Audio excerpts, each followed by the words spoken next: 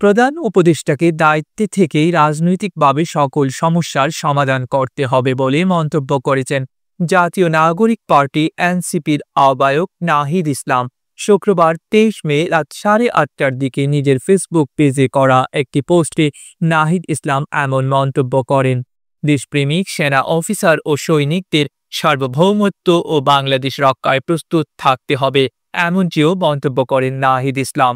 গণতান্ত্রিক রূপান্তরকে বাধাগ্রস্ত করে আরেকটা ১/১১ বন্দোবস্ত করার পায়তারা চলছে উল্লেখ করে নাহিদ ইসলামের ভাষ্য, বাংলাদেশকে বারবার বিভাজিত করা হয়েছে, জাতীয় ঐক্য বিনষ্ট করা হয়েছে, বাংলাদেশকে দুর্বল করে রাখার লক্ষ্যে আওয়ামী লীগকে নিষিদ্ধ করার পর থেকে আবারও দিল্লি থেকে ছক আঁকা হচ্ছে দেশে অস্থিতিশীলতা তৈরি করার, দেশকে বিভাজিত করার।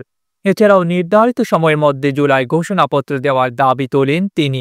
আর নির্বাচনের আগে জুলাই গণহত্যার বিচারের রোডম্যাপ আসতে হবে এবং নতুন সংবিধানের জন্য গণপরিষদ ও আইনসভার নির্বাচন একই সাথে দেওয়ারও দাবি তোলেন।